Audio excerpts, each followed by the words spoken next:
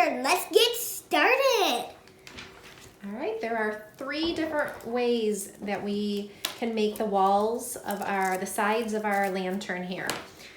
The way that we did these, that you're seeing, this is Paige's here. The way she did it was she colored really hard onto a piece of wax paper. Riley, you can show us here. Color really hard to get a lot of that wax crayon off on the wax paper.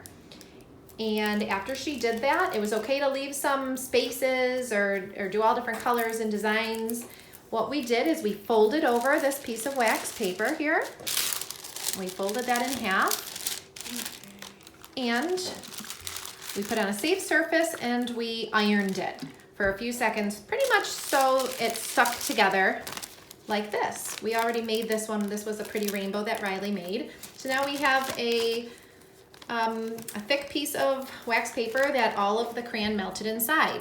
Another way to do it would be to shave crayons onto the wax paper, have all the different shavings on there, fold it over, and iron it that way.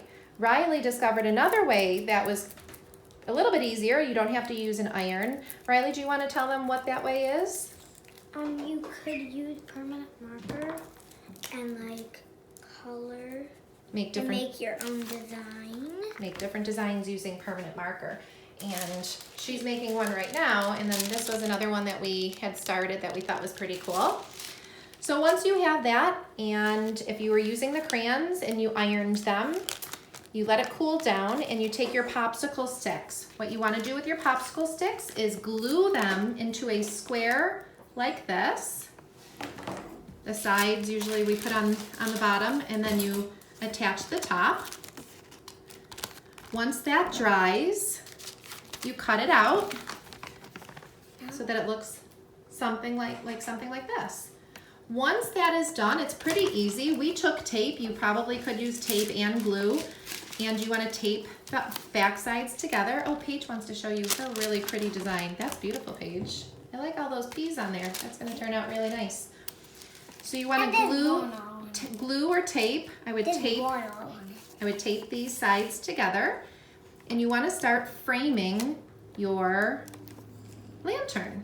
Once you get all of them together, it starts to look something like this. We chose to put a top on our lantern so that what we will do is we will take a little fake candle just like that. We'll turn it on in the kids' bedroom at night, and we'll put our lantern over it, and it'll glow, and it'll show you all the pretty designs and colors that you made. One tip that I can give you is once you tape it, we did take a hot glue gun and we kind of reinforced some of the sides and some of the corners, and it made it just a little bit more sturdy.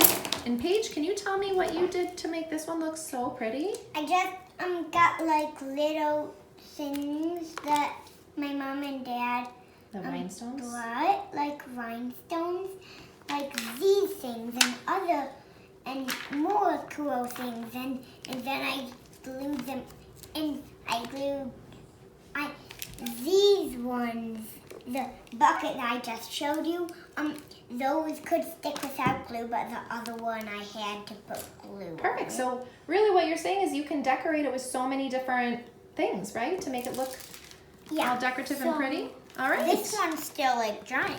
Okay, great job, girls. This is a fun little craft, and these are lanterns. What does this remind us of? Did we already say that?